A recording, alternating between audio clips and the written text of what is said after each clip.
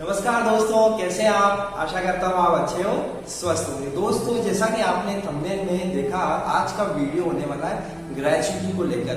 Gratuity क्या होती है? दोस्तों, अगर आप एक एम्प्लॉय है या एक एचआर प्रोफेशनल है तो आज का वीडियो आपके लिए बहुत हेल्पफुल होने वाला है।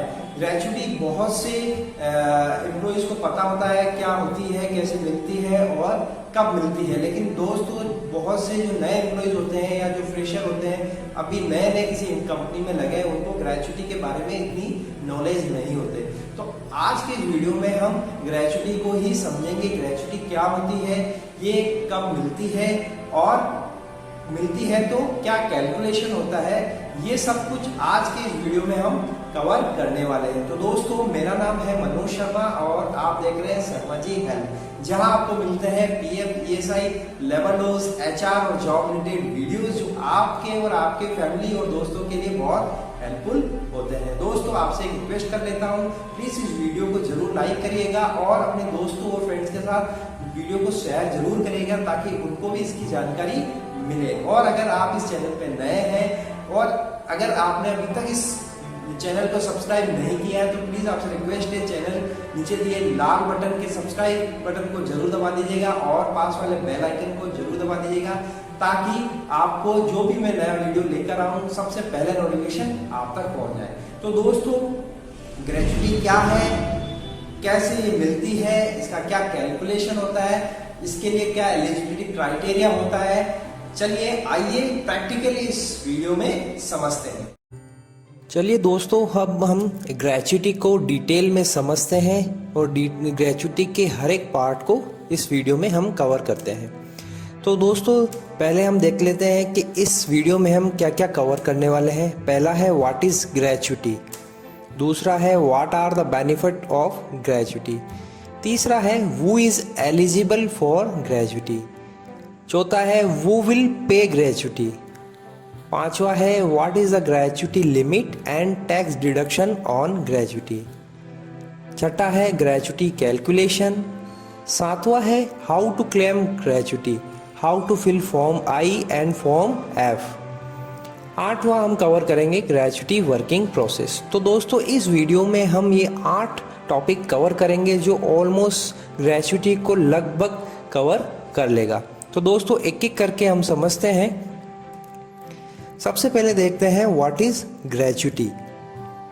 दोस्तों, ग्रेच्युटी का यहाँ एक डेफिनेशन दिया हुआ, देखिए, ग्रेच्युटी वेतन का वह अतिरिक्त हिस्सा होता है जो कर्मचारियों की सेवाओं के बदले एक निश्चित अवधि के बाद दिया जाता है। आयकर अधिनियम की धारा 10 के अनुसार किसी भी निगम या कंपनी जहां 10 या 10 से ज़्यादा कर्मचारी काम करते हो या किसी बीते वर्ष में 10 कर्मचारी रहे हो में मिनिमम 5 साल की सेवा अवधि पूरी करने वाला हर कर्मचारी ग्रेच्युटी का हकदार होता है। ग्रेच्युटी एक्ट 1972 के अनुसार कर्मचारी को उसकी सेवा के प्रत्येक वर्ष में 15 दिनों का वेतन ग्रेच्युटी के तौर पर दिया जाता है। तो दोस्तों, ये है ग्रेच्युटी की डेफिनेशन। मोटा मोटी तौर पे यहाँ से ये निकल के आ रहा है कि कोई भी एम्प्लॉय अगर 5 साल किसी कंपनी में काम कर लेता है और उस कंपनी में 10 या 10 से ज़्यादा एम्प्लॉय काम करते हैं तो वहाँ का हर एम्प्लॉय ग्रेच्युटी के लिए हकदार होता है अगर उसने 5 साल की सर्विस कर ली है तो। अब देखते हैं दोस्तों, what are the benefits of gratuity की। ग्रेच्युटी के क्या क्या बेनिफिट्स एक एम्प्लॉय को मिलते हैं। सबसे पहला होता है दोस्तों रिटायरमेंट बेनिफिट।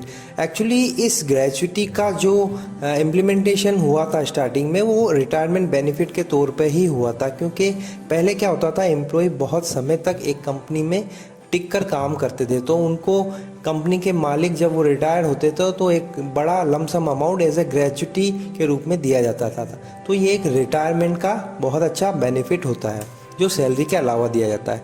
दूसरा दोस्तों है additional amount for long service. ये एक गिफ्ट कह सकते हैं या एक लॉन्ग सर्विस जो एम्प्लॉय करता है किसी कंपनी में एक ही जगह पर, तो वहाँ के जो ऑनर होते हैं वो एक एडिशनल अमाउंट सैलरी के अलावा उनको एक बेनिफिट के रूप में ये अमाउंट ग्रेच्युटी का मिलता है। तीसरा है नॉन टैक्सेबल। दोस्तों, ग्रेच्युटी का जो भी अमाउंट एक एम्प्लॉय को मिलता है वो नॉन टैक्सेबल होता है, यानी उस पर किसी भी प्रकार का टैक्स नहीं लगता है। Calculate with last basic plus DA. दोस्तों इसका सबसे बेनिफिट ये होता है कि जब भी आपका ग्रेजुटी का कैलकुलेशन होगा वो आपकी जो लास्ट बेसिक और डीए होगा उस पे होगा, ना कि बीच में या स्टार्टिंग में जब आपने जॉब स्टार्ट किया तब पे होगा। तो सबसे बड़ा बेनिफिट ये है कि जब भी आप रिटायर्ड होंगे या नौकरी छोड़ेंगे 5 साल बाद में, तो जो भी आपकी लास्ट बेसिक रही है और डीए रहा है उसी पे जो ग्रेजुटी का कैलकुलेशन होगा। लास्ट है ईयर राउंड ऑफ बेनिफिट। दोस्तों ये भी एक अच्छा बेनिफिट है। जैसे अगर आपको किसी कंपनी में 6 साल और 6 महीने हो गए तो उसको राउंड ऑफ कर लिया जाएगा और आपको 7 साल का बेनिफिट दिया जाएगा। लेकिन अगर आपने 6 साल और 5 महीने किया तो फिर वो बैक में आ जाएगा और उसे 6 साल का ही बेनिफिट मिलेगा। तो आप जब भी अगर किसी कंपनी को छोड़े तो ये थोड़ा सा ध्यान रखिएगा, अगर आपको 6 महीने और 6 साल और 5 महीने रहे तो कोशिश करिएगा 1 महीना और रुकने का, ताकि आप ग्रेजुटी के नेक्स्ट ईयर में चले जाएं। नेक्स्ट दोस्तों हम देखते हैं who is eligible for gratuity. Gratuity के लिए कौन कौन एलिजिबल होता है। दोस्तों यहाँ दिया हुआ any employee who has completed 5 years of continuous service in same company. अगर किसी एक एम्प्लॉय ने सेम कंपनी में 5 साल कंप्लीट कर लिए हैं तो वो ग्रेजुटी के लिए एलिजिबल हो जाता है। All government private contract worker are eligible for gratuity.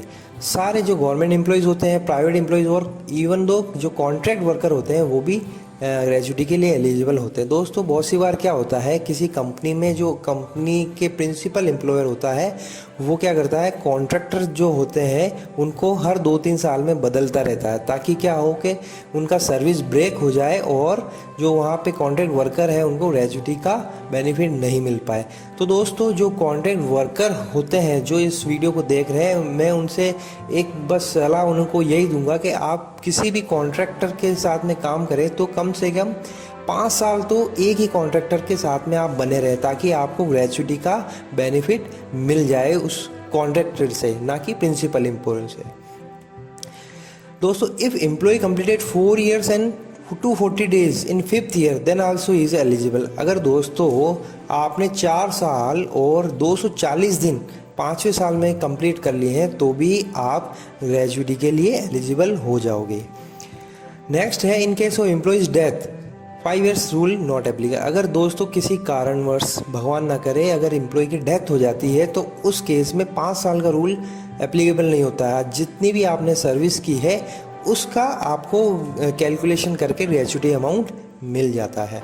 तो ये है कौन किस तरह से एलिजिबिलिटी होती है ग्रेजुटी के लिए। तो नेक्स्ट हम देखते हैं वो विल पे ग्रेजुटी। हमें ग्रेजुटी एक्चुअली पे कौन करेगा। दोस्तों एनी कंपनी और firm having 10 and above employee और 10 employee any time past year, वो कंपनी एलिजिबल हो जाती है ग्रेजुटी देने के लिए। यानी कि अगर किसी कंपनी में 10 या 10 से ज़्यादा एम्प्लॉय है और अभी पास्ट में भी 10 एम्प्लॉय रहे हैं और अब भले उनके 8 या 9 ही चल रहे हैं तो भी वो कंपनी आपको ग्रेजुटी पे करेगी as per legal gratuity act.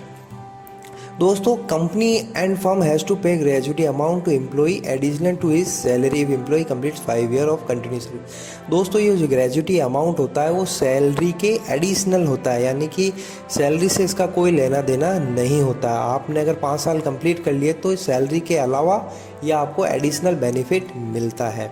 दोस्तों बहुत सी कंपनियां क्या करती है कि अपना जो ग्रेजुटी का फंड होता है वो किसी जीवन बीमा पॉलिसीज़ और मेजरली LIC के थ्रू वो मैनेज करते हैं। तो इस केस में क्या होता है, आपको जो ग्रेजुटी का अमाउंट होता है वो कंपनी से डायरेक्ट ना मिलके जीवन बीमा के होते हुए फिर आपको कंपनी के थ्रू मिलता है। यानी कि वो जो भी ग्रेजुटी का फंड होता है वो LIC या जीवन बीमा जो पॉलिसीज़ होती हैं वो मेंटेन करती है। और जब आप कंपनी को छोड़ते हो तब आप कंपनी में अप्लाई करते हो तो कंपनी उसको फिर LIC या जीवन बीमा जो भी जिनसे भी उन्होंने पॉलिसी ली हुई है उनको फॉरवर्ड करती है, वहाँ से आपका ग्रेजुटी कैलकुलेट होके आता है और फिर आपको वापस कंपनी के थ्रू ग्रेजुटी का अमाउंट मिल जाता है।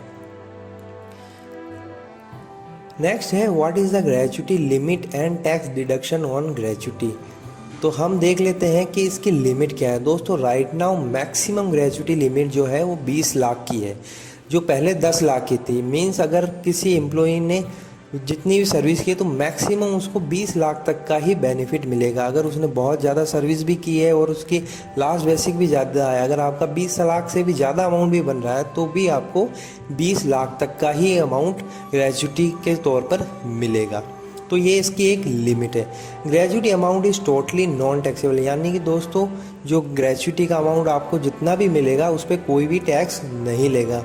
यानी कि लिमिट तो है 20 लाख, 20 लाख से ज़्यादा आपको नहीं मिलेगा, लेकिन जो भी आपको अमाउंट मिलेगा ग्रेजुटी उस पर कोई भी टैक्स नहीं लगेगा। नेक्स्ट है दोस्तों ग्रेजुटी कैलकुलेशन। यह बहुत ही बड़ा क्वेश्चन होता है एम्प्लॉयज़ के सामने कि ग्रेजुटी आखिर कैलकुलेट कैसे हुई है। तो चलिए अपन देखते हैं कि ग्रेजुटी कैसे कैलकुलेट करते हैं। दोस्तों gratuity calculate on your last basic and DA, जैसा कि हमने पहले बात किया, जो अपनी लास्ट सैलरी होती है और लास्ट सैलरी का बेसिक प्लस डीए जो भी होता है, प्लस जितने भी साल हमने सर्विस की है, कम से कम 5 साल हो, तब उस पर ग्रेजुटी कैलकुलेट होती है। देखिए दोस्तों इसका एक फॉर्मूला होता है, यहाँ पे फॉर्मूला दिया हुआ है, ब्रैकेट में है बेसिक प्लस डीए। अधिकतर प्राइवेट कंपनियों में केवल बेसिक ही होता है, लेकिन गवर्नमेंट कंपनियों में बेसिक के अलावा डीए भी होता है। तो इन दोनों को मिला के इंटू 15 करेंगे, into number of years service, आपने जितने भी साल काम किया है, डिवाइडेड बाई 26 करेंगे। तो ये फॉर्मूला होता है ग्रेजुटी कैलकुलेट करने का। चलिए एक दोस्तों एग्जांपल से समझते हैं। यहाँ पे देखिए दोस्तों बेसिक हमने लिया है 20,000 रुपये, डीए यहाँ मान रहे हैं 5,000 रुपये और नंबर ऑफ ईयर सर्विस हम मान रहे हैं 10 साल की। तो चलिए देखते हैं दोस्तों ग्रेजुटी कैसे कैलकुलेट होगी। तो फॉर्मूले के अनुसार देखिए दोस्तों 20,000 प्लस 5,000 इंटू 15 करेंगे, इंटू 10 साल जो ईयर ऑफ सर्विस है, डिवाइडेड बाई 26 करेंगे। तो देखिए दोस्तों हमारे सामने फॉर्मूला से ये अमाउंट आ गया 1,44,230 रुपये। तो इस फॉर्मूले से ये जो एग्जाम्पल हमने लिया है, इस पर्टिकुलर एम्प्लॉय का जो ग्रेजुटी अमाउंट बनेगा वो 1,44,230 बनेगा। तो आई होप आपको ग्रेजुटी कैलकुलेट करने का फॉर्मूला समझ में आ गया हो। कोई रॉकेट साइंस नहीं है दोस्तों, बिल्कुल आसान सा फॉर्मूला है, आप भी अपने लिए कैलकुलेट कर सकते हो। दोस्तों नेक्स्ट हम देखते हैं डिफरेंट ग्रेजुटी कैलकुलेशन। चलिए दोस्तों 3 एग्जाम्पल लेते हैं जिससे हम हमारा सारे डाउट क्लियर हो जाएंगे कि ग्रेजुटी किस तरह से कैलकुलेट होगी और किस किस दायरे में हम एलिजिबल होंगे या नहीं होंगे। देखिए दोस्तों हमने 3 एग्जाम्पल लिए हैं। पहला है अजय, दूसरा है विजय, तीसरा है सुरेश। अजय की बेसिक सैलरी है 90,000, डीए है 40,000 और उसने सर्विस ईयर्स उसके हैं 30 साल रुपये। तो जो ग्रेजुटी का फॉर्मूला हमने पहले देखा था उसके अनुसार देखिए दोस्तों उसका जो ग्रेजुटी अमाउंट आ रहा है वो आ रहा है 22,50,000 रुपये। लेकिन जैसा हमने पहले डिस्कस किया है जो ग्रेजुटी एलिजिबिलिटी है वो केवल 20 लाख रुपए की है। तो देखिए दोस्तों इसको जो एलिजिबल अमाउंट होगा वो केवल 20 लाख रुपए ही होगा। अब नेक्स्ट हम देखते हैं विजय। विजय का देखिए दोस्तों 50,000 उसकी सैलरी है और 20,000 उसका 50,000 बेसिक है और 20,000 उसका डीए है। तो और 10 साल उसने सर्विस की है। तो यहाँ पे देखिए दोस्तों 50,000 प्लस 20,000 70,000 और ये फॉर्मूला लगाएंगे तो जो ग्रेजुटी का अमाउंट आ रहा है वो 4,03,846 रुपये। तो इसको एज इट इज़ वो अमाउंट मिल जाएगा क्योंकि यहाँ पे लिमिट भी क्रॉस नहीं हो रही है जो 20 लाख की है और जो सर्विस ईयर है वो भी 5 साल से ज़्यादा है। तो जो एक्चुअल अमाउंट आया है वो ही विजय को मिल जाएगा। अब तीसरा केस है दोस्तों सुरेश का। यहाँ पे सुरेश की बेसिक है 20,000 रुपये, डीए है 5,000, लेकिन इसने जो सर्विस किया है वो 4 साल ही किया है। तो दोस्तों देखिए इस तरह से अमाउंट तो कैलकुलेट हो जाएगा फॉर्मूले से, 57,692 रुपये आ रहा है, लेकिन ये एलिजिबल नहीं होगा ग्रेजुटी अमाउंट के लिए। क्यों?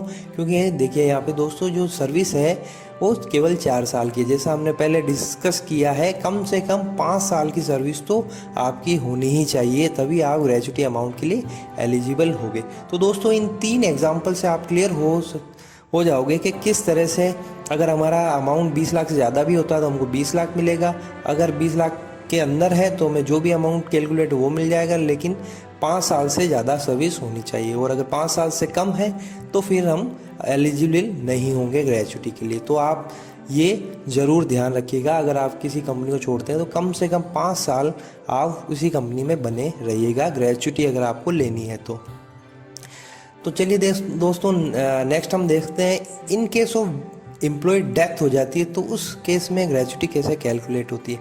दोस्तों यहाँ पे कुछ टेबल हमारे सामने आ गई है। देखिए दोस्तों, क्वालिफाइंग सर्विस और रेट। अगर दोस्तों जो एम्प्लॉय की सर्विस है वो 1 साल से कम है, अगर 1 साल से पहले ही एम्प्लॉय की डेथ हो जाती है तो उसको 2 टाइम ऑफ बेसिक का 2 गुना पैसा मिलता है। दूसरा है अगर मोर देन 1 ईयर है और 5 साल से कम है तो बेसिक का 6 गुना उसको पैसा मिलेगा ग्रेच्युटी के लिए। और अगर 5 साल से ज़्यादा है लेकिन 11 साल से कम है सर्विस तो उसको 12 टाइम ऑफ बेसिक अमाउंट मिलेगा। और अगर मोर देन 11 ईयर्स है और लेस देन 20 ईयर्स है तो उसको 20 टाइम ऑफ बेसिक जो है ग्रेच्युटी मिलेगा। और लास्ट है मोर देन 20, अगर 20 साल से ज़्यादा है और उसके बाद अगर डेथ हुई है तो हाफ ऑफ एमेंडमेंट यानी salary for every completed 6 monthly period subject to maximum 33 times of amendment, यानी इन दोनों में से जो भी कम होगा वो एक एम्प्लॉय को मिल जाएगा अगर उसकी डेथ हो जाती है वाइल सर्विसिंग। तो ये इन केस ऑफ डेथ ये रेट लागू होगा। चलिए दोस्तों नेक्स्ट देखते हैं। नेक्स्ट है हाउ टू क्लेम ग्रेच्युटी।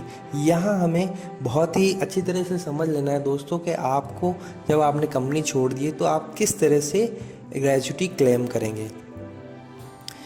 देखिए दोस्तों, after leaving the company employee has to apply for gratuity within 1 month. दोस्तों ये ग्रेच्युटी का एक नियम है कि आप जब भी कंपनी छोड़ देते हैं तो आपको with in 1 month application company में डालना होता है ग्रेच्युटी के लिए। अगर कोई इमरजेंसी नहीं हुआ, कोई स्पेशल केस नहीं है तो आप डाल लेंगे। अगर कुछ ज़्यादा समय हो जाता है तो भी आपको डाल सकते हैं, लेकिन आपको फिर उसके लिए थोड़ा सा दिक्कत आएगा, यानी कि कंपनी हो सकता है कुछ आनाकानी करे। इससे अच्छा है कि हमें 1 महीने के अंदर अंदर ही एप्लीकेशन डाल देना चाहिए ग्रेच्युटी के लिए।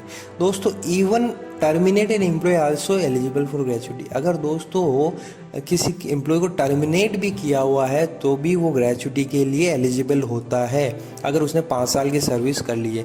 दोस्तों ग्रेच्युटी के अंदर एक क्लोज है, अगर किसी एम्प्लॉय ने कोई फ्रॉड किया है या कुछ परफॉर्मेंस इशू से अगर उसको निकाला गया है इवन दो तो भी उसको ग्रेच्युटी मिलेगी। कंपनी उसकी ग्रेच्युटी को फोरफिएट नहीं कर पाएगी। नर्वरलेस अगर उसका कोई फाइनेंशियल कंपनी इस्टेब्लिश ना कर दे कोर्ट के सामने, नॉर्मल केस में नहीं, ये कोर्ट में जाकर ही फिर फैसला होता है। नॉर्मल केस में एक कंपनी को एम्प्लॉय को चाहे कोई भी केस रहा हो छोड़ने का, उसे ग्रेच्युटी पे करना ही होता है। नेक्स्ट है दोस्तों, employee has to fill form I. दोस्तों एक फॉर्म आई करके होता है जो application for gratuity by an employee. एक एम्प्लॉय को ग्रेच्युटी अप्लाई करने के लिए एक फॉर्म आई फिल करना होता है, जो अभी हम नेक्स्ट थोड़ी देर में समझेंगे कि फॉर्म आई क्या है और उसे किस तरह से फिल करते हैं। वो फॉर्म फिल करके हमें कंपनी में सबमिट करना होता है। दोस्तों इसके अलावा एक फॉर्म एफ भी होता है जो नॉमिनेशन होता है under gratuity payment in case of employee death. तो दोस्तों ये जो ग्रेच्युटी फॉर्म एफ होता है नॉमिनेशन का, ये हमें हमारी वाइल सर्विस के दरमियान ही हमें कंपनी में सबमिट कर देना होता है, क्योंकि ये नॉमिनेशन डिक्लेरेशन होता है। अगर भगवान न करे इन केस कुछ हो जाए एम्प्लॉय को तो फॉर्म एफ हमारा भरा हुआ होता है कंपनी के पास में, तो जो भी हमारा नॉमिनी होता है उसको हमारा ग्रेच्युटी का अमाउंट जो है वो मिल जाता है। तो फॉर्म आई और फॉर्म एफ दोनों हम अभी समझेंगे कि फॉर्म आई क्या है, किस तरह से उसको भरते हैं, और फॉर्म एफ क्या है और उसको किस तरह से भरते हैं। दोस्तों along with this form I attach your experience. अगर आप जब आप अप्लाई कर रहे हैं तो दोस्तों फॉर्म आई के साथ में आप अपना जो एक्सपीरियंस या सर्विस लेटर आपको मिला है कंपनी से वो आप साथ में अटैच कर दीजिए, या आपकी कोई भी एम्प्लॉयमेंट रिलेटेड कोई डिटेल हो, अपॉइंटमेंट लेटर, ऑफर लेटर, जो भी आप अटैच कर सकते हैं, और साथ में कैंसिल चेक या बैंक पासबुक की कॉपी आप अटैच कर दीजिएगा उस फॉर्म आई के साथ में। नेक्स्ट एक और ये भी ध्यान रखिएगा, आप कम से कम एक सेट अपने पास ज़रूर रख लीजिएगा, और जब आप कंपनी में सबमिट करने जाएं तो कंपनी से रिसिप्ट ज़रूर ले लीजिएगा कि आपने ये फॉर्म सबमिट कर दिया है अपने अटैचमेंट के साथ में। और अगर आप कंपनी में डायरेक्ट नहीं जा पा रहे हैं तो आप स्पीड पोस्ट से भेज सकते हैं, और स्पीड पोस्ट की जो स्लिप आती है आप अपने जो कॉपी आपने रखी हुई है उस फॉर्म की और अटैचमेंट की, उस पर आप चिपका कर अपने फ्यूचर रेफरेंस के लिए रख लीजिए, ताकि अगर फ्यूचर में कोई प्रॉब्लम आए या कोई इशू क्रिएट हो तो आप उस रेफरेंस को लेते हुए कंपनी से फाइट कर सकते हैं। तो ये है दोस्तों क्लेमिंग प्रोसेस। अब हम जान लेते हैं कि फॉर्म आई क्या है और फॉर्म एफ क्या है और इसको किस तरह से भरा जाता है। चलिए दोस्तों, आइए हम देखते हैं कि फॉर्म आई और फॉर्म एफ क्या होता है। हमारे सामने फॉर्म आई खुला हुआ है। ये देखिए दोस्तों, application for gratuity by an employee. ये एक सिंपल एक पेज का पेज होता है जिसे हमें फिल करके हमारी कंपनी में सबमिट करना होता है। तो चलिए दोस्तों, ये फॉर्म कैसे फिल होता है आइए देखते हैं। ये देखिए दोस्तों, हमारे सामने फॉर्म आई फिल फॉर्म में आ गया है।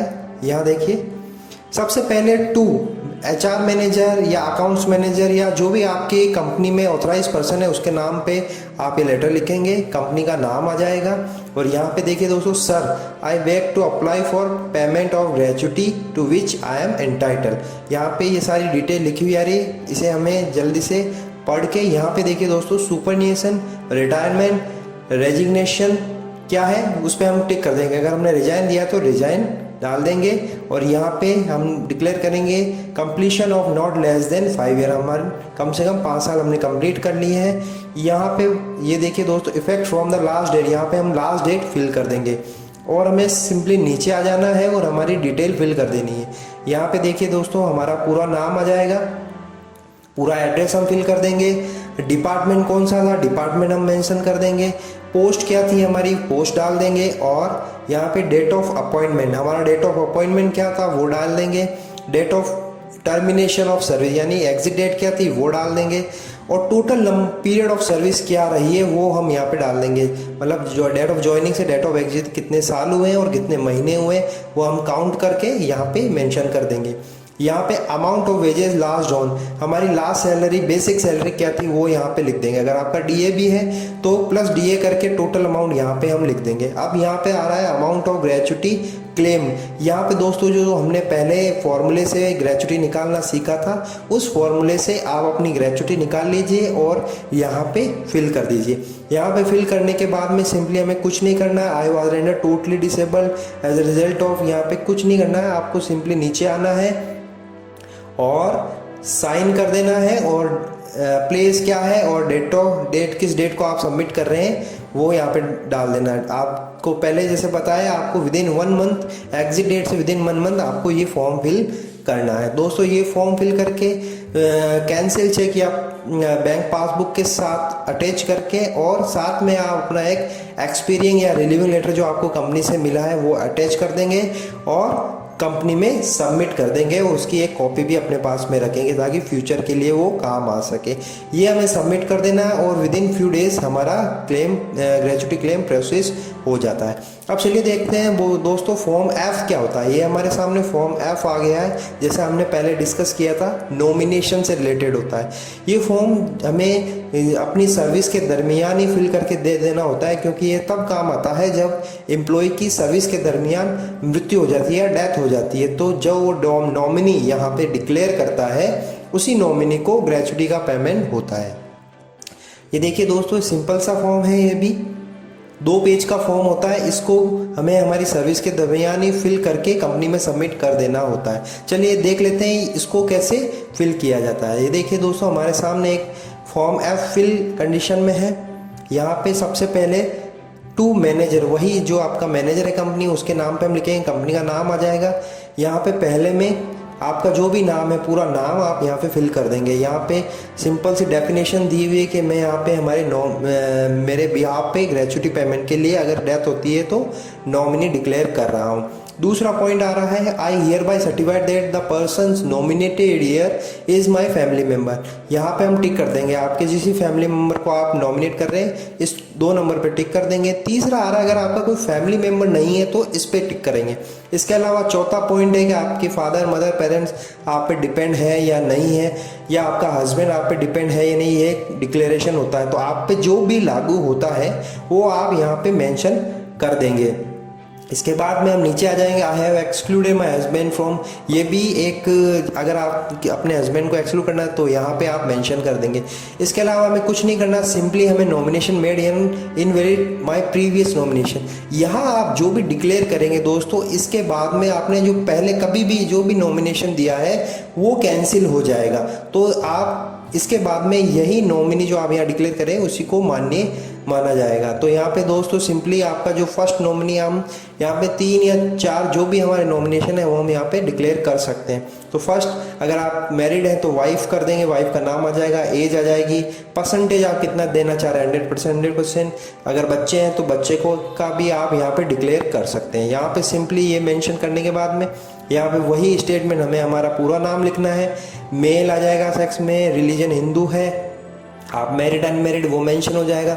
वही सिंपल आपका क्या डिपार्टमेंट था वो लिख देंगे, आपकी क्या पोस्ट थी वो आ जाएगी, डेट ऑफ अपॉइंटमेंट क्या था वो आ जाएगा। और यहाँ पे देखिए परमानेंट एड्रेस, हम यहाँ पे पूरा अपना परमानेंट एड्रेस फिल कर देंगे, साइन कर देंगे, प्लेस और डेट ऑफ जो सब आप फिल कर रहे हैं वो डेट ऑफ आ जाएगी। यहाँ पे नीचे आएंगे तो डिक्लेरेशन बाय विटनेस, हमें 2 विटनेस का भी यहाँ पे सिग्नेचर करवाना होता है जब हम ये फॉर्म सबमिट करते। तो आपके साथ में जो भी कर्मचारी काम कर रहे हैं, एम्प्लॉय काम कर रहे हैं, उनका आप नाम और एड्रेस फिल करा के उनसे साइन ले लीजिएगा।